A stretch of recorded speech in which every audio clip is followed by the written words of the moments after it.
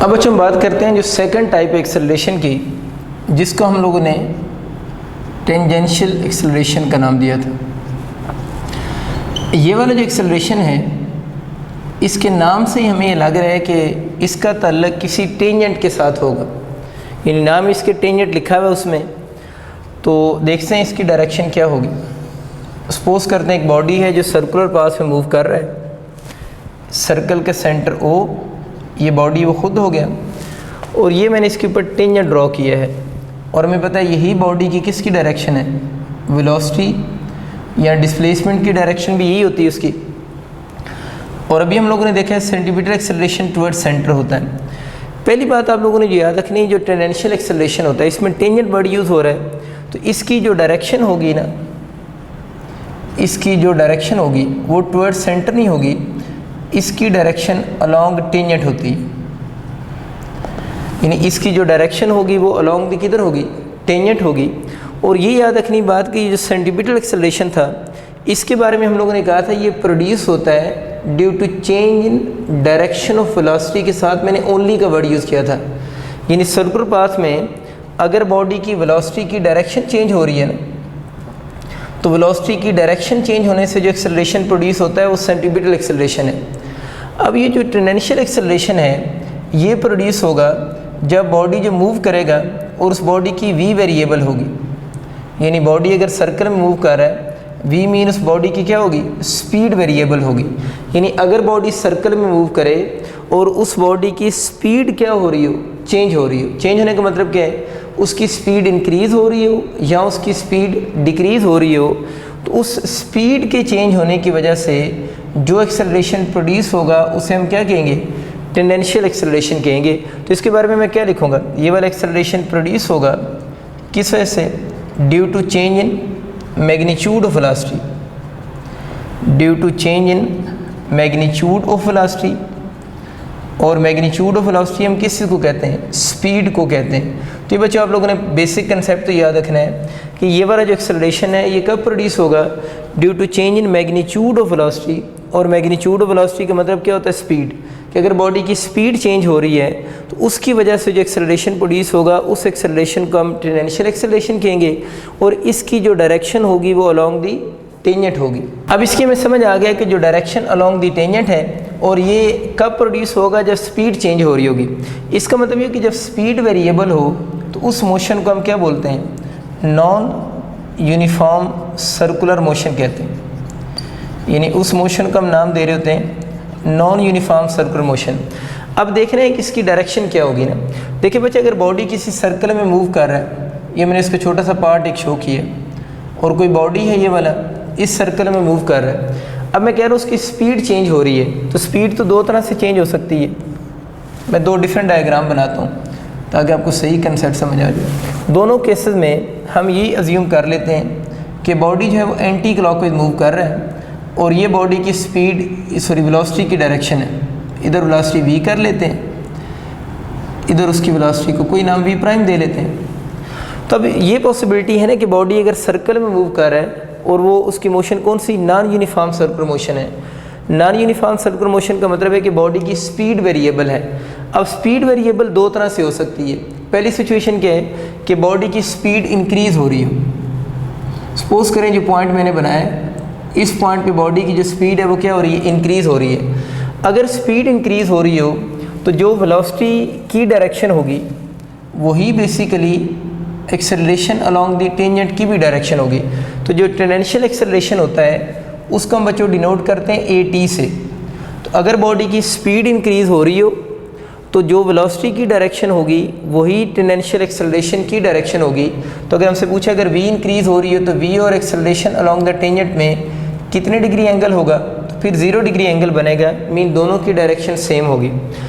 फिर हम ये बात कर रहे थे कि अगर बॉडी की जो स्पीड है वो डिक्रीज़ हो रही हो, यानी जिस बॉडी की हम बात कर रहे हैं अगर उस बॉडी की स्पीड डिक्रीज़ हो रही हो तो उस केस में आप लोगों ने याद रखना है कि एक्सेलरेशन अलोंग जो टेंजेंट की डायरेक्शन होगी वो बॉडी की मोशन की डायरेक्शन के क्या होगी, अपोजिट होगी। इसका मतलब ये हुआ कि अगर बॉडी की स्पीड डिक्रीज़ हो रही हो तो एक्सेलरेशन अलोंग द टेंजेंट जो होता है उसकी डायरेक्शन वेलोसिटी की डायरेक्शन के अपोजिट होती है। अपोजिट मीन के दोनों के दरमियान में जो एंगल होगा वो कितने डिग्री होगा, 180 डिग्री होगा। आपको याद होगा सेंटीपिटल एक्सेलरेशन को हम लोगों ने कहा था कि सेंटीपिटल एक्सेलरेशन की जो डायरेक्शन है वो बॉडी की मोशन के परपेंडिकुलर है। इस वजह से इस एक्सेलरेशन को हम नॉर्मल एक्सेलरेशन भी कहते हैं। ये मैंने पहले लफ्ज़ यूज़ किया है कि सेंटीपिटल एक्सेलरेशन की डायरेक्शन बॉडी की मोशन के परपेंडिकुलर है, इसलिए हम लोगों ने इसको क्या बोला था, नॉर्मल एक्सेलरेशन कहा था।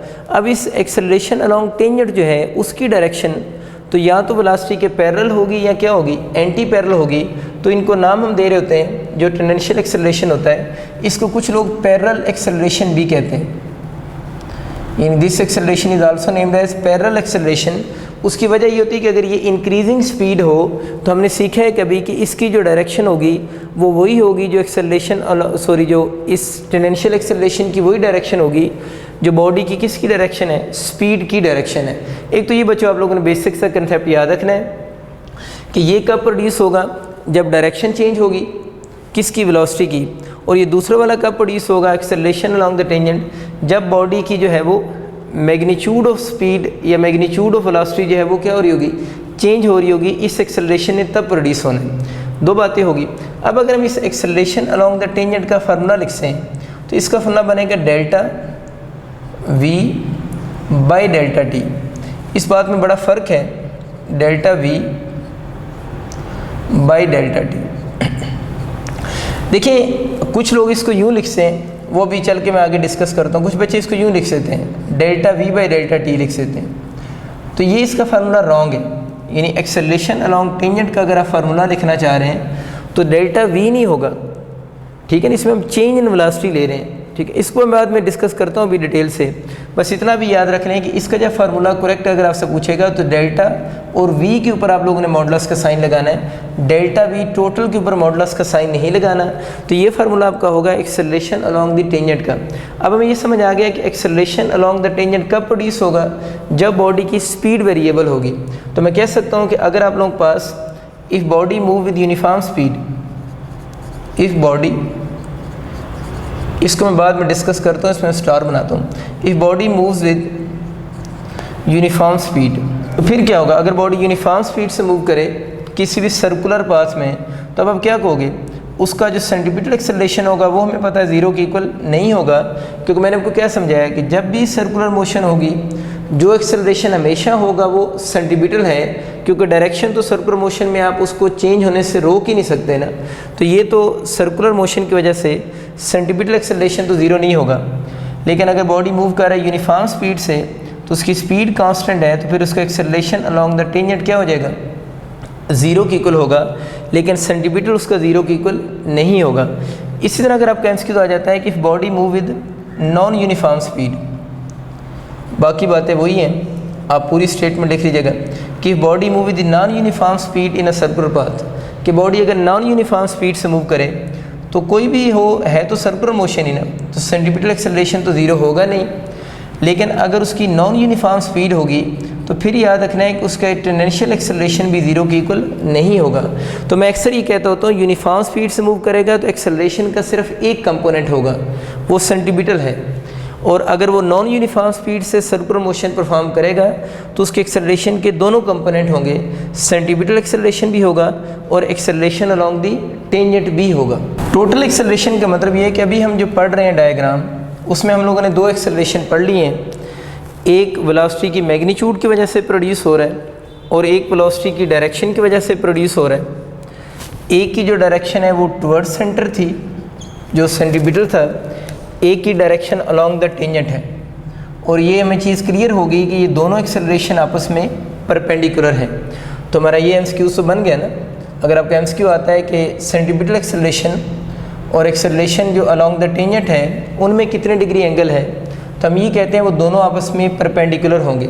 अब ये कंपोनेंट हैं किसी एक्सेलरेशन के ना, वो जिसके ये कंपोनेंट्स हैं उसी को मैं बोल रहा हूँ टोटल एक्सेलरेशन इसको कह लें, या टोटल के बजाय वर्ड यूज़ कर लें नेट एक्सेलरेशन उसको कह लें। उसको हम डिनोट ए से भी कर रहे होते हैं और उसी को डिनोट हम लोग ए नेट से भी कर रहे होते हैं। तो आप अगर हेड टू टेल रूल के अकॉर्डिंग भी सोचें तो ये दो कंपोनेंट्स हैं, इन दोनों की टेल ज्वाइन हो रही है, और अगर टेल ज्वाइन हो रही हो तो ये दोनों टेल जब ज्वाइन होगी तो वेक्टर्स की आपको लिमिट पता चल गई ना, रिजल्टेंट इससे नीचे नहीं आ सकता, उससे आगे नहीं जा सकता, तो रिजल्टेंट जो होगा अब इस केस में इन दोनों के इन बिटवीन कहीं लाई करेगा। मुझे ये नहीं पता कि वो जो रिजल्टेंट है वो थोड़ा सा नीचे होगा ऊपर होगा, वो तो इनकी वैल्यूज़ डिसाइड करेंगी ना कि अगर उसका हॉरिजेंटल लाइन के साथ कितने डिग्री एंगल बनता है। मतलब हमें इस एंगल के बारे में नहीं पता, लेकिन इतना ज़रूर पता है कि ये उसकी बाउंड्री डिफ़ाइन हो गई है, इससे आगे और इससे नीचे आना पॉसिबल नहीं है। तो ये जो इनका रिजल्टेंट है ना, इसी को हम बोल रहे हैं कि ये कौन सा एक्सेलरेशन है, नेट एक्सेलरेशन है। फार्मूला की हद तक आप लोगों ने बात याद रखनी है, मैंने अभी इसको एक्सप्लेन नहीं किया इसीलिए स्टार बनाया हुआ है, लेकिन याद रखना है इसको डेल्टा और वी के साथ मॉड लगा होगा तो वो एक्सेलरेशन अलोंग द टेंजेंट का फार्मूला होगा। लेकिन अगर आपका फार्मूला जो होगा a is equal to delta v लिखा होगा ना, अगर जिस तरह मैंने इसको भी क्रॉस कर दिया था क्योंकि टेंजेंट नीचे लिखा था तभी क्रॉस किया था ना, अगर डेल्टा वी के ऊपर मॉड लगा होगा तो ये जो एक्सेलरेशन होगा फिर नेट एक्सेलरेशन का फार्मूला होता है। ये तो सिंबॉलिक रिप्रेजेंटेशन के फार्मूलाज हैं, आपको सिंबल थोड़ी याद होनी चाहिए, ठीक है।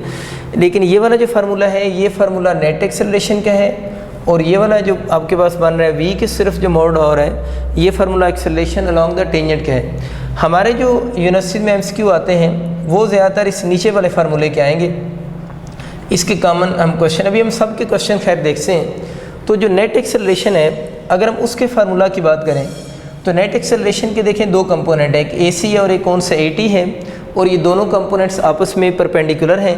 तो इनको हम कैसे लिखेंगे, AC का स्क्वायर करेंगे और प्लस हम किसका स्क्वायर करेंगे, AT का स्क्वायर कर देंगे। AC कौन सा है, सेंटीमीटर एक्सेलरेशन, और AT कौन सा, एक्सेलरेशन अलोंग द टेंजेंट। तो हमारी यूनिवर्सिटी में जब ज़्यादातर क्वेश्चन आते हैं वो इसी फार्मूले के ही आते हैं। आपको क्वेश्चन में सेंटीमीटर और अगर टेंजेंशियल एक्सेलरेशन पता हो तो हम नेट एक्सेलरेशन कैलकुलेट कर सकते हैं। इसी MCQ को थोड़ा सा और मॉडिफाई करते हैं। अगर ये MCQ आ जाए, body move with the uniform speed in circular path, तभी हम लोगों ने क्या देखा था, यूनिफॉर्म स्पीड से AC ज़ीरो नहीं होगा लेकिन AT क्या हो जाएगा, ज़ीरो हो जाएगा, क्योंकि ये प्रोड्यूस इस स्पीड के चेंज होने की वजह से हो रहा है। तो अगर इस फार्मूले में मैं AT को ज़ीरो पुट कर दूँ, ज़रा सोचो ना, AT को अगर ज़ीरो पुट करूँ तो ये A net is equal to AC under root हो जाएगा, ये स्क्वायर अंडरूट से कैंसिल हो गया। तो जो A नेट होगा इस केस में, जो नेट एक्सेलरेशन इस केस में बन रहा है वो बच्चों किसकी इक्वल हो जाएगा, A सेंटीमीटर की इक्वल होगा, that is not equal to क्या होगा, ज़ीरो होगा। इसका मतलब ये हुआ कि अगर बॉडी मूव करे किससे, यूनिफॉर्म स्पीड से, तो फिर सेंटीमीटर एक्सेलरेशन और नेट एक्सेलरेशन आपस में क्या आ जाएंगे, इक्वल आ जाएंगे। क्यों इक्वल आ रहे हैं, आसान सा है, इसको ज़ीरो पुट करो, ये स्क्वायर अंडरूट से कैंसिल होकर ये दोनों आपस में इक्वल हो जाएंगे। तो अगर MCQ आता है ना, which of the following is correct for uniform circular motion, तो ये तीन ऑप्शन आप लोगों ने याद रखने, ठीक है। बात इधर आ जाते हैं बच्चे, अगर ये क्वेश्चन आ जाए बॉडी मूव कर रहा है विद नॉन यूनिफॉर्म स्पीड से, तो नॉन यूनिफॉर्म स्पीड में AC भी ज़ीरो नहीं है, AT भी ज़ीरो नहीं होगा। जब ये दोनों ज़ीरो नहीं होंगे तो A नेट जो होगा वो भी नॉट इक्वल टू ज़ीरो होगा। और अगर पूछता है A नेट किसकी इक्वल होगा, तो वो आप वो पूरा फार्मूला उसे बता सकते हैं जो ऊपर मैंने आप लोगों के लिए लिख दी है कि A नेट इक्वल टू होगा AC का स्क्वायर प्लस कौन सा है, AT का स्क्वायर। अब रहेगी बात इसकी डायरेक्शन कौन सी होगी ना, अगर वो आपसे डायरेक्शन में ही पूछता है इसका एंगल आप बताएं विद दी हॉरिजेंटल लाइन, कह लें विद दी हॉरिजेंटल लाइन इसका एंगल कितना होगा। तो विद हॉरिजेंटल लाइन एंगल बनाने के लिए उसको मैंने अगर थीटा कहा है तो tan इनवर्स हो, tan क्या होता है, परपेंडिकुलर ओवर बेस होता है। तो इसका जो परपेंडिकुलर बन रहा है वो AT है, परपेंडिकुलर इसका AT होगा, और बेस इसकी जो बन रही है वो AC होगी।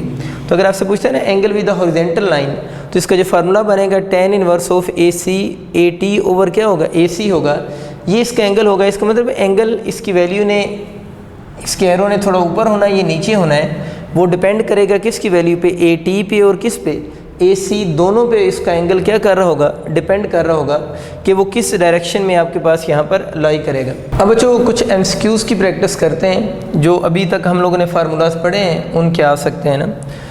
इसमें एक बहुत कॉमन सा MCQ मैं शेयर करता हूँ हम लोगों के साथ। आप सपोज करें एक बॉडी है जो कि एक सर्कुलर पाथ में मूव कर रही है, और उस सर्कुलर पाथ का जो रेडियस है वो 25 सेंटीमीटर है, और बॉडी सर्कल में जो मूव कर रही है उस बॉडी की जो एंगुलर स्पीड है ना जिसको हम ओमेगा से डिनोट करते हैं, वो 2 रेवोल्यूशन पर सेकंड है।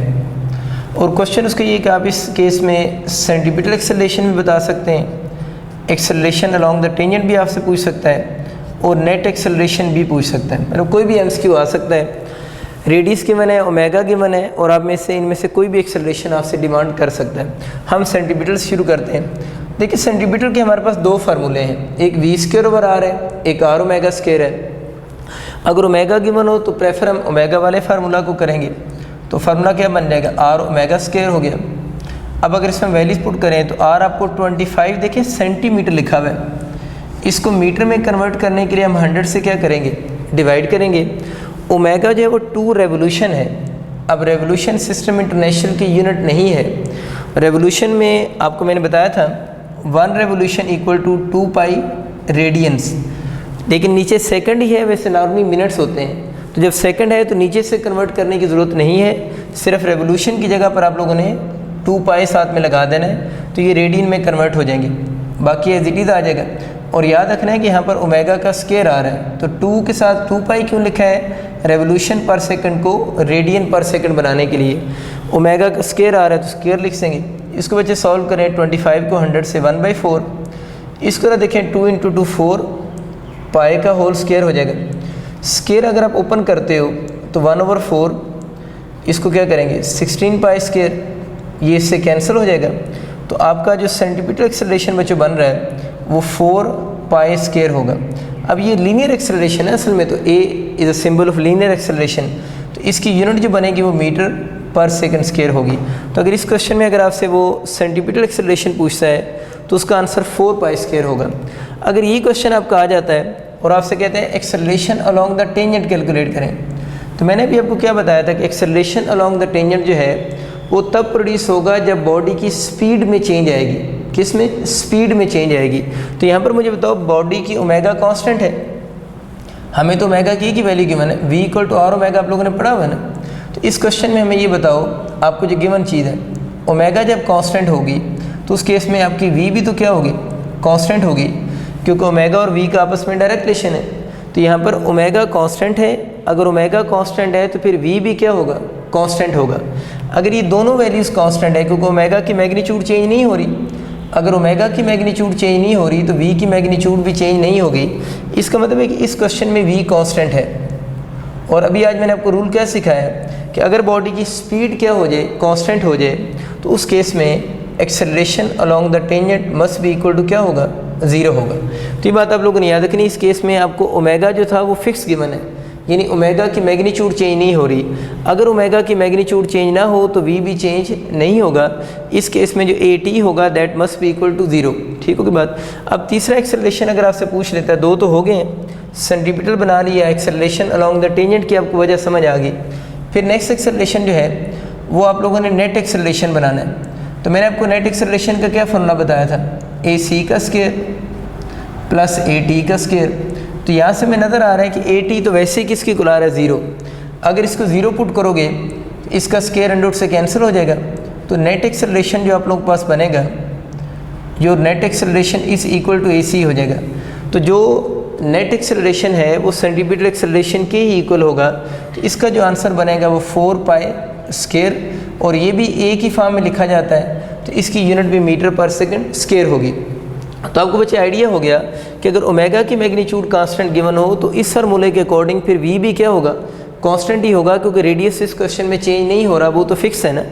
तो जिसकी वजह से at 0 हो गया। और अगर at 0 हो तो हम लोगों ने डायरेक्ट रूल पढ़ा है कि a नेट जो होगा वो a सेंटीपिटल के क्या होगा, इक्वल होगा। तो एग्जाम में तीनों भी आपसे पूछे जा सकते हैं किसी एमसीक्यूज़ में, मतलब एक एमसीक्यू के अंदर तीनों ऑप्शन लिखे हुए हो, मतलब यूँ भी तो आ सकता है ना एमसीक्यू, वो आपसे तीनों एक्सेलरेशन पूछे, उसके ऑप्शन बनेंगे 4 पाई स्क्वायर 0, 4 पाई स्क्वायर, और उसने बताया हो कि पहले इसमें a सेंटीमीटर लिखा हुआ है, फिर एक्सेलरेशन अलॉन्ग द टेंजेंट बताना है, फिर नेट एक्सेलरेशन बताना है। तो इस तरह सीक्वेंस में भी लिखे हुए हो सकते हैं। तो फिर आप लोग इस सीक्वेंस का ऑर्डर याद रखना पड़ेगा कि पहले सेंटीमीटर के एक्सेलरेशन देखें, फिर एक्सेलरेशन अलॉन्ग द टेंजेंट देखें, और फिर नेट एक्सेलरेशन को देखें। तो अगर यही आ जाए तो ये इसका करेक्ट ऑप्शन होगा। इस एमसीक्यू को बच्चे देखें, इसमें क्या है, एक car is moving on a circular road of radius 4 metre.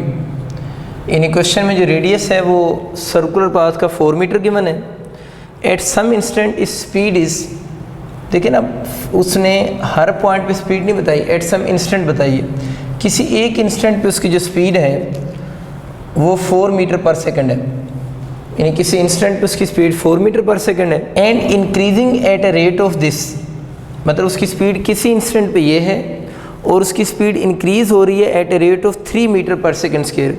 जब भी इस तरह के बच्चों को एमसीक्यूज आए ना, ये जो लिखा था ना इंक्रीजिंग एट अ रेट, तो इंक्रीजिंग एट अ रेट के बाद ना एक्सेलरेशन लिखा होता है। जब भी इस तरह का एमसीक्यू आएगा तो इंक्रीजिंग एट अ रेट के बाद क्या लिखा होगा, एक्सेलरेशन लिखा होगा, 2, 3, 4 जो भी लिखा होगा। याद रखना है कि वो एक्सेलरेशन जो होगा वो एक्सेलरेशन अलोंग दी टेंजेंट होगा। तो आप लोगों ने, अगर आपका क्वेश्चन आता है ना कैलकुलेट, और आपका एक पार्ट ये बनता है कि acceleration along the tangent calculate करो, तो आपको क्वेश्चन फर्दर सॉल्व करने की ज़रूरत ही नहीं है। इस तरह की स्टेटमेंट होगी और आगे लिखा होगा स्पीड किसी इंस्टेंट पे गिवन होगी, तो आगे लिखा होगा speed increasing at a rate और speed increasing at a rate, कोई वर्ड यूज़ हो सकता है, इंक्रीजिंग एट अ रेट भी हो सकता है, डिक्रीजिंग एट अ रेट भी हो सकता है। उसके बाद आगे जो एक्सेलरेशन लिखा होगा वो एक्सेलरेशन अलोंग दी टेंजेंट ही होगा।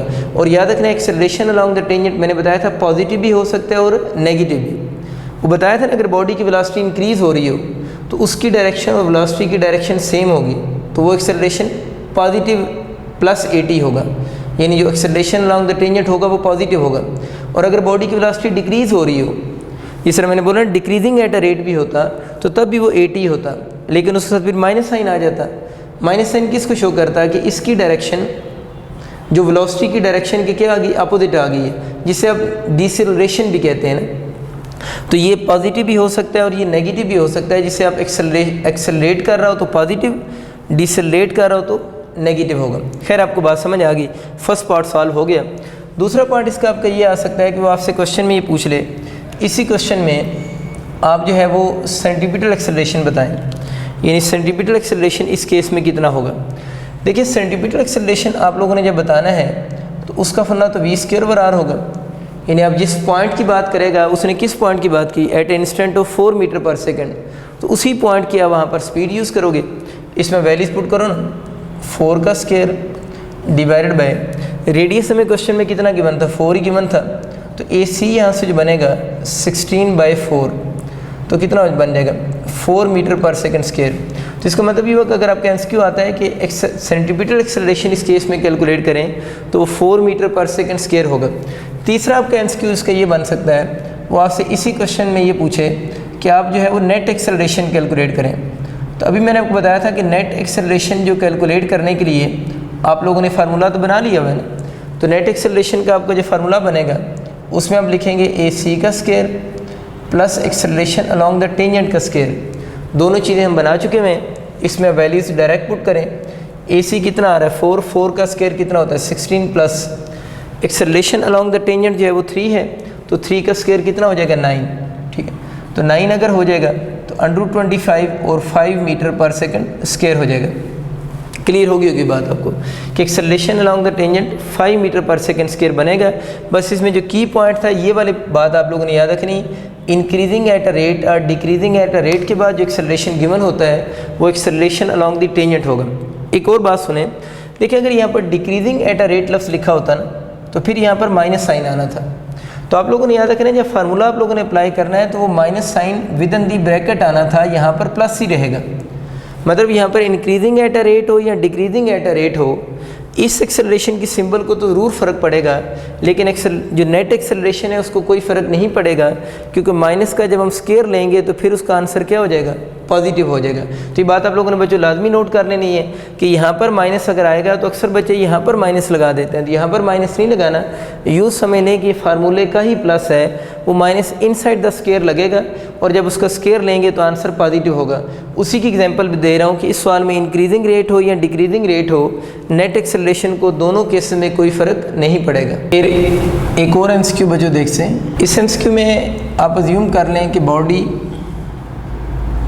एक सर्कुलर पाथ में मूव कर रहा है और जिस सर्कुलर पाथ का जो रेडियस है से 2 मीटर है और बॉडी जिस सर्कल में मूव कर रहा है उस सर्कुलर पाथ में उसकी स्पीड 4 मीटर पर सेकंड से मूव कर रहा है और क्वेश्चन वही है जो पहले थे, ए सेंटीमीटर बताएं। चलिए बारी बारी बताता जाता हूँ। तो बहुत आसान हो गया, अभी हम इसको बार बार कैलकुलेट कर रहे हैं। तो ए सेंटीमीटर किसके इक्वल होगा, वी स्क्वायर बाय आर। इसको ज़रा सॉल्व करें, 4 का स्क्वायर बाय 2, 16 बाय 2, तो कितना हो जाएगा 8 मीटर पर सेकंड स्क्वायर हो गया। बहुत आसान। नेक्स्ट बच्चे अगर आपसे पूछते हैं ए एक्सेलरेशन अलोंग दी टेंजेंट बताएं। एक तो आप डायरेक्ट कह सकते हैं कि इस केस में बॉडी की स्पीड आपको कांस्टेंट गिवन है और स्पीड कांस्टेंट हो तो एक्सेलरेशन अलोंग द टेंजेंट 0 होता है। ठीक है, एक तो डायरेक्ट आप लिख सकते हैं v constant, acceleration along the tangent 0 हो। लेकिन इसको जो प्रॉपर अटेम्प्ट करने का इसका मेथड होता है वो ये होता है, a is equal to acceleration along the tangent को इसको म्यू लिख रहे थे थोड़ी देर पहले, delta v over delta t. पता है इसको डेल्टा लिखें या इसको डी स्मॉल लिख दें, इससे कोई फ़र्क नहीं पड़ेगा। ये ध्यान से सुनना, इसका एक्चुअल मेथड क्या है। इसका एक्चुअल मेथड ये है कि आप लोगों ने डेरिवेटिव लेना है इस v का, सिर्फ डेल्टा v का नहीं, डेरिवेटिव लेना है इस v का विद रिस्पेक्ट टू टाइम। तो v की यहाँ पर मैग्नीट्यूड कितनी है 4। तो डेरिवेटिव जब हम लेते होते हैं तो आप मुझे बताएं इस 4 के अंदर टाइम के रिस्पेक्ट से कोई चेंज आ रही है, कोई चेंज नहीं आ रही ना। और आपको मैंने बताया था जब कोई कांस्टेंट आ जाए तो कांस्टेंट का डेरिवेटिव क्या होता है, 0 होता है। तो इसका मतलब है कि एक्सेलरेशन अलोंग द टेंजेंट क्या होगा, 0 होगा। दोबारा सुन लें, असल में फार्मूला इस फॉर्म में लिखने का मकसद ये था कि आप लोगों ने यहाँ पर जो v लिखी होगी ना, उस v का डेरिवेटिव लेना है विद रिस्पेक्ट टू टाइम। अब यहाँ पर जब आप लोगों ने इस v की वैल्यू पुट की तो वो 4 था और 4 के अंदर टाइम का कोई फंक्शन नहीं है।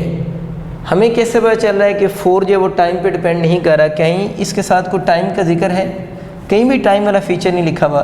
तो 4 एक कांस्टेंट है, इसका अगर हम डेरिवेटिव लेंगे या 4 के अंदर चेंज देखेंगे विद रिस्पेक्ट टू टाइम तो कोई चेंज नहीं आएगी। इसको मैथमेटिकली 0 लिख सकते हैं। तो एक्सेलरेशन अलोंग द टेंजेंट किसकी इक्वल होगा, 0 के इक्वल होगा। एक्चुअल मेथड इसका ये है, लेकिन अगर स्पीड कांस्टेंट हो तो आप डायरेक्ट भी याद रख सकते हैं कि आंसर किसकी इक्वल होगा, 0 होगा। इसी तरह अगर इसी क्वेश्चन में वो अगर आपसे नेट एक्सेलरेशन पूछता, इस केस में अगर नेट एक्सेलरेशन पूछता तो हमें सिंपल सी बात है 80 0 हो गया ना। अगर 80 0 हो जाए तो क्या ज़रूरत है बार बार फार्मूला लगाने की। 80 0 हो जाए तो जो नेट एक्सेलरेशन होगा वो सेंटीमीटर एक्सेलरेशन के ही इक्वल होगा। तो इस केस के अंदर जो नेट एक्सेलरेशन होगा वो भी 8 मीटर पर सेकंड स्क्वायर ही बनेगा। आप कुछ बच्चों को मुंह बन गए हैं कि पता नहीं सर ने ये क्या कह दिया, ये उनको सही समझ नहीं आया। चलें इसको सही समझने के लिए कोई एमसीक्यू सोचते हैं अच्छा सा। आप भी सोचें जल्दी से, कोई डाटा माइंड में लेकर आएँ जिससे आपको ये वाला कंसेप्ट सही समझ आए ना। ये वाला इसका जनाब एमसीक्यूज आप यूँ बना सकते हैं। लिखें if v is equal to 2t, v speed है, t टाइम है, यानी एक पार्टिकल है वो सर्कुलर पाथ में मूव कर रहा है और उस पार्टिकल की जो स्पीड है ना वो v इक्वल टू 2t है और जिस सर्कल में मूव कर रहा है उस सर्कल का रेडियस 9 मीटर ले लेते हैं। मेरा थोड़ा चेंज करते हैं, उसका 2 है, इसका 9 9 10 जो मर्जी ले लो, 9 मीटर रेडियस है। क्वेश्चन उसका ये है कि आप लोगों ने ए सेंटीमीटर बताना है, ए टेंजेंट बताना है और आप लोगों ने नेट एक्सेलरेशन बताना है इस केस में। और ये चीज़ें कब बतानी है, at t equal to 3 second. यानी आप लोगों ने सेंटीमीटर एक्सेलरेशन कैलकुलेट करना है जब टाइम किसकी इक्वल हो जाए, 3 सेकेंड हो जाए।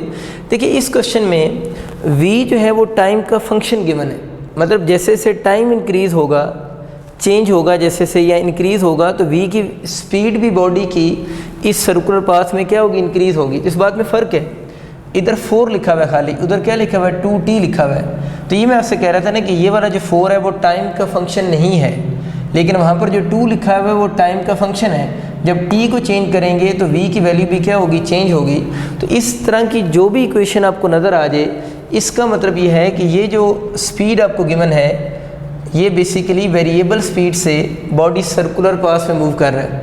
अब जो सेंटीमीटर एक्सेलरेशन का फार्मूला है अगर वो कैलकुलेट करें तो सेंटीमीटर एक्सेलरेशन का फार्मूला तो v स्क्वायर बाय r होता है। उस सेंटीमीटर एक्सेलरेशन के फार्मूला में तो आपको फिक्स स्पीड की कोई एक वैल्यू पुट करनी पड़ती है, यानी कोई एक वैल्यू होगी ना, क्योंकि v उसमें डेल्टा v तो लिखा ही नहीं हुआ, उसमें तो सिर्फ v लिखा हुआ है। तो v यहाँ पर कौन सा पुट करेंगे, उसने बताया v आप इक्वल टू 2t है और सेंटीमीटर एक्सेलरेशन बताना है जब टाइम कितने सेकंड हो जाए, 3 सेकंड हो जाए उस वक्त सेंटीमीटर एक्सेलरेशन कितना होगा। तो 3 सेकंड पे आप पहले तो v बनाओ ना, v कैसे बनेगा 2 इंटू इस t की जगह 3 लिखो, इस t की जगह 3, तो 3 लिख दिया। तो स्पीड उसकी बच्चे बन गई 6 मीटर पर सेकंड, मतलब जिस बॉडी की हम बात कर रहे हैं उस बॉडी की स्पीड 6 मीटर पर सेकंड है, और 6 मीटर पर सेकंड उसकी कब स्पीड है, जब टाइम कितने सेकंड होगा 3 सेकंड होगा। तो इसी टाइम पे उसने AC पूछा हुआ है, अब हम AC बना लेते हैं। तो यहाँ पर मुझे बताओ ना, जब वैल्यूज पुट करेंगे v 6 हो गया और रेडियस जो बन रहा है वो 9 हो जाएगा, तो ये बन जाएगा 36/9, तो ये आपका बन रहा है 4 मीटर पर सेकंड स्क्वायर। इसका मतलब ये होगा कि सेंटीमीटर एक्सेलरेशन यहाँ से जो बन रहा है वो 4 मीटर पर सेकंड स्क्वायर होगा। ठीक होगी बात। अब इसका दूसरा पार्ट है जिसके लिए हम लोगों ने सारा क्वेश्चन लिखा है, वो बच्चे ये है कि आप लोगों ने एक्सेलरेशन अलोंग द टेंजेंट बताना है। अब हमें ये चीज़ तो कन्फर्म होगी कि इसकी जो स्पीड है वो टाइम का फंक्शन है, यानी स्पीड टाइम के साथ चेंज हो रही है, तो अब AT कैसे निकालेंगे, वही हमारा पुराना फार्मूला है, उसी को हम लिखेंगे। तो देखिए अगर उसको मैं लिखता हूँ तो AT is equal to delta लिखें या D लिखें फ़र्क नहीं पड़ता, डेल्टा ओवर डेल्टा। आगे हम लोगों ने किसकी V की मैग्नीट्यूड लिखनी है ना, तो V की यहाँ पर मैग्नीट्यूड किसकी इक्वल आ रही है, 2T की इक्वल नहीं बन रही। अब मुझे बताओ आप लोगों ने क्या करना है कि इस नंबर का डेरिवेटिव लेना है विद रिस्पेक्ट टू टाइम। तो इसका डेरिवेटिव लेने का क्या तरीका है, इसकी पावर कितनी 1, इस पावर को हम शुरू में लेकर आएंगे 2 हो गया, यानी पावर को इससे मल्टीप्लाई करेंगे तो 2 ही हो जाएगा, और T उसी तरह लिखेंगे। अब इस पावर में से 1 माइनस करेंगे तो 1 - 1 हो जाएगा। अब मुझे आप सिर्फ ये बताओ कि T की पावर क्या हो जाएगी 0, और किसी भी चीज़ की पावर 0 किसकी इक्वल होती है 1, तो आंसर कितना आ जाएगा 2 आ जाएगा। तो इस केस में जो एक्सेलरेशन अलोंग द टेंजेंट बनेगा वो 2 मीटर पर सेकंड स्क्वायर होगा। तो ये बच्चों आप लोगों ने याद रखना है कि देखिए इस केस में हम लोगों ने इसको 0 नहीं लिखा, क्योंकि इस केस में ये फंक्शन था किस चीज़ का, टाइम का फंक्शन था, तो ये 2 मीटर पर सेकंड स्क्वायर आपके पास वैल्यू बन रही, आपको आइडिया हो चुका होगा। अगर इसी केस में वो आपसे नेट एक्सेलरेशन अगर डिमांड करता, तो नेट एक्सेलरेशन के लिए क्या फार्मूला होता है, AC का स्क्वायर और प्लस हम क्या लिख रहे होते हैं, AT का स्क्वायर लिख रहे होते हैं, AC का स्क्वायर प्लस AT का स्क्वायर। इसको ज़रा देखिए, अब AC कितना आपको गिवन है, वो ऊपर 4 का स्क्वायर 16 प्लस डायरेक्ट लिख रहा हूँ मैं। AT कितना आ रहा है 2 का स्क्वायर 4, तो √20 इसका आंसर आपके पास आ जाएगा, और इसकी यूनिट बनेगी मीटर पर सेकंड स्क्वायर। तो ये बच्चों आपको आइडिया होगा कि AT इस केस में जो बन रहा है वो 2 मीटर पर सेकंड स्क्वायर है, और A नेट भी आप लोगों ने बना लिया, और ये अब आपको फार्मूला का फॉर्मेट जो है वो समझ आ चुका है कि इसमें V जो है अगर एज ए फंक्शन ऑफ क्या होगा टाइम होगा, तब AT का आंसर 0 नहीं आएगा। अगर यहाँ पर हम V को कांस्टेंट लिख देंगे तो इसका जो आंसर होगा वो किसकी इक्वल आ जाएगा, 0 की इक्वल। इस केस में भी आपका आ रहा होगा। इसकी प्रैक्टिस के लिए बच्चों एक और MCQ लेते हैं। पहले हम लोगों ने जो MCQ लिया था उसमें हम लोगों ने V को एक कांस्टेंट का केस देखा, फिर हम लोगों ने V को इन टर्म्स ऑफ टाइम देखा ना।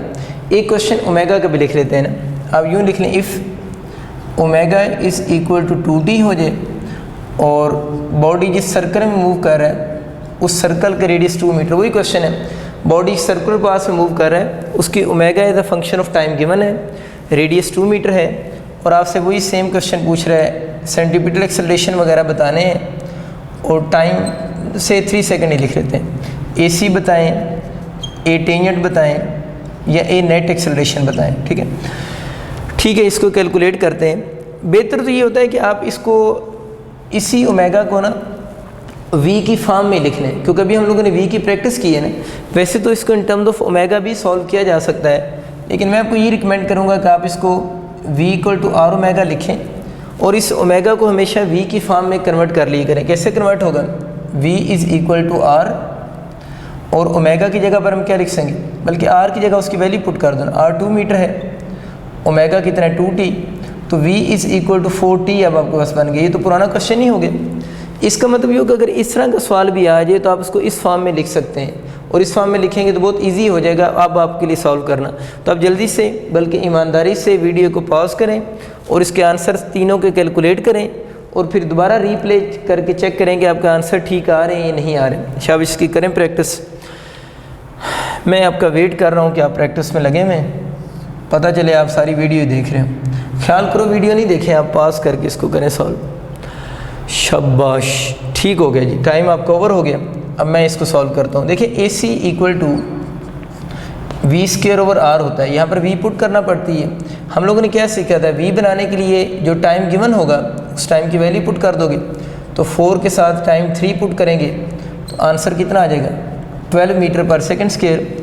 तो इसको अगर हम v की जगह पर क्या लिखेंगे 12 का square divided by radius 2 metre है तो 144 बाई 2 को 7 टाइम और 2 टाइम कैंसिल करें तो कितना आ जाएगा 72 मीटर पर सेकंड स्क्वायर।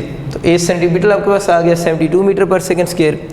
ए नेट अगर आप लोगों ने कैलकुलेट करना हो तो हमें पता चल रहा है कि इस केस में वी जो है वो टाइम के साथ क्या हो रही है, चेंज हो रही है। और हम लोगों ने फार्मूला बनाया हुआ delta over delta T into यहाँ पर वी को लिखेंगे और वी इस केस में कितनी आ रही है 4t। वो इसका डेरिवेटिव लेंगे आप लोग विद रिस्पेक्ट टू टाइम। इसकी 1 पावर है, 1 को 4 से मल्टीप्लाइड किया 4, ठीक हो गया। और t की पावर क्या बन देंगे 1 माइनस 1, बिल्कुल ठीक।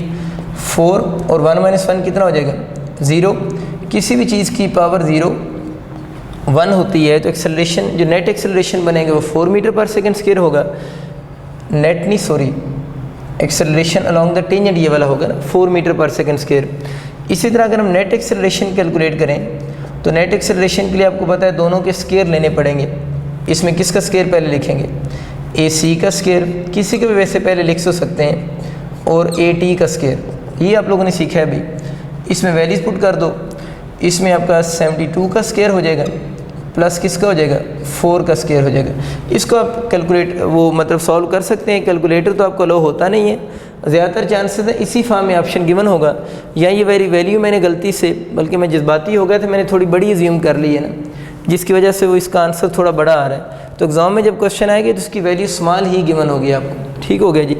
अच्छा एक और छोटी सी बात करते हैं ताकि आपको कोई कन्फ्यूजन ना रहे। देखिए अगर सपोज करें v यूँ लिखा होता 3t स्क्वायर प्लस 2 होता, यानी v equal to 3t square plus 2 होता, और आपसे क्वेश्चन में पूछता कि इस केस में AT कैलकुलेट करें, यानी v गिवन है 3t स्क्वायर प्लस t, क्योंकि मैंने दोनों जो क्वेश्चन लिए हैं उनमें t आ रहा था ना, तो अगर 3t स्क्वायर प्लस 2 होता तो फिर कैसे हल कर दें। देखिए इसको ज़रा जल्दी से, आपके पास इसका फार्मूला था AT का equal to delta over delta t into, हम क्या लिख से इसी को फंक्शन लिख से 3t स्क्वायर प्लस 2 होता ना, यानी 3t स्क्वायर प्लस 2 हो जाता।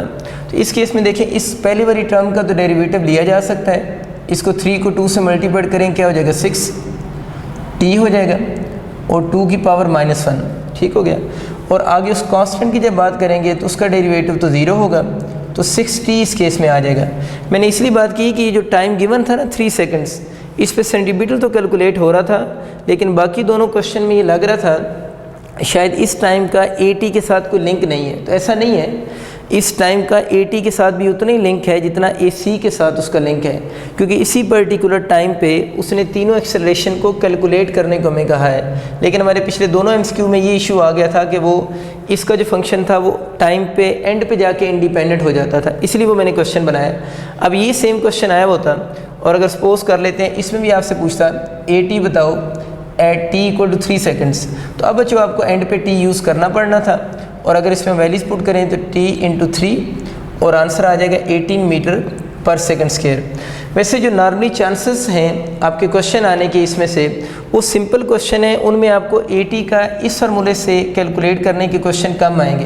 ज़्यादातर क्वेश्चन ये आते हैं कि आपको AT जो है वो सिंपल को कांस्टेंट वैल्यू v की गिवन होती है, जिसकी वजह से AT 0 हो जाता है। लेकिन मैंने कुछ क्वेश्चन आपको इसलिए करवा दी हैं जिसमें AT नॉन ज़ीरो आएगा, और आपको AT कैलकुलेट करने का एग्जैक्ट मेथड भी आना चाहिए। इन केस अगर पेपर में कभी कोई ऐसा क्वेश्चन आ जाए तो अब आप उसको ईजिली कर सकते हैं। तो बच्चों जो हमारा एक इसका पोर्शन रह गया है जो कि एंगुलर एक्सेलरेशन के बारे में है, तो एंगुलर एक्सेलरेशन को इंशाल्लाह हम नेक्स्ट वीडियो में डिस्कस करेंगे। आप सबका बहुत शुक्रिया। अल्लाह हाफिज़।